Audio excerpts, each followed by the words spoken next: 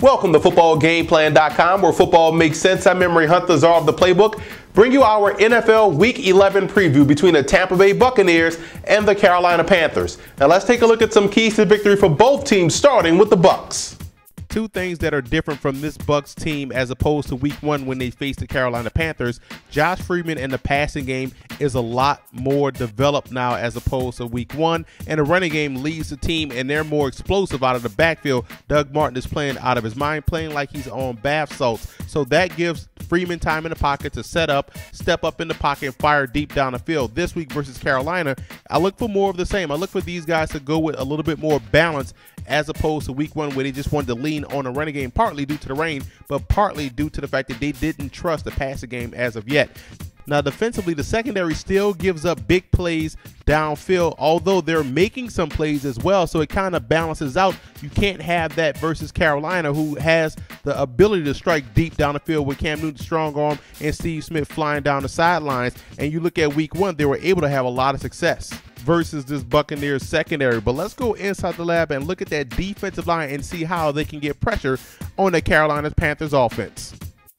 A lot of times, defensive pressure is just being simple and effective, and that's what the Bucs were able to do throughout the course of the season, getting pressure on opposing quarterbacks. And I think a simple T&E stunt type of game, or tackle in stunt, or games as they like to call it, can be effective versus Panthers offensive line. You see right here, we have two types of stunts called. We have an eat call and a tear call. Nothing fancy. The reason why we call it eat, it tells the defensive end he's going first. The reason why we call it tear, it tells the defensive tackle he goes first. Simple cross stunts, you see, both are effective. Both are simple. Again, first letter designates the end goes first. The T designates the tackle goes first. So you wait for the other guy to cross face, then you loop around, keeping it tight, hugging it to the outside shoulder of that offensive lineman and shoot through the gap, and also play with contain. So the Bucs can do this week versus Carolina to not only disrupt the running game, but also the passing game. Now let's move over to the Panthers in this ball game, and despite the pouring rain, Cam Newton was able to throw for over 300 yards versus this Bucs secondary, so you have to like that matchup. So now you look at it from a week 11 standpoint, the running game is a lot more balanced and is better than it was in week one, so they should be able to operate off play action. But you have to look at the receiving corps. Can those guys step up and make plays like they did in week one? What's different now is that they can involve the tight end. Greg Olsen had a very good game. Lewis Murphy had a solid game. Those guys need to step up. LaFell, all those guys need to come to play this week versus Tampa in that secondary, because there are opportunities to hit big plays downfield and keep the offense on the field. Defensively, I look at the D-line being active at the line of scrimmage.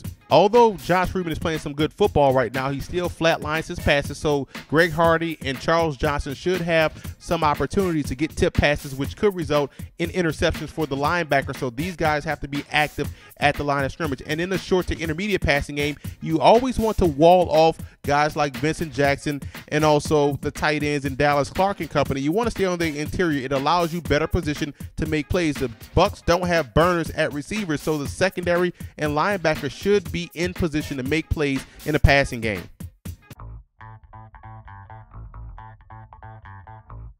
Contained defense is always an X factor for a team going against the Carolina Panthers. You have to keep Cam Newton bottled up, and that could be partly the reason why the Bucs secondary struggled in the first meeting. They allowed him to get outside and extend plays.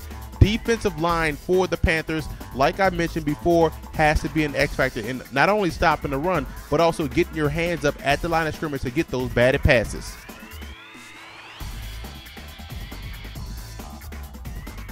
I like Tampa in this ball game. In week one, it was the running game that did the Panthers in. I think this week is going to be the passing game. The matchups just don't favor the Panthers secondary. I like what the Bucs receivers bring to the table. All can high point a football, and they play above the rim. So I look for the passing game to lead the Bucs to victory as they take on the Carolina Panthers. And I also want to give a huge shout out to Panther fan forums and Buccaneer fan forums for always showing football game plan support.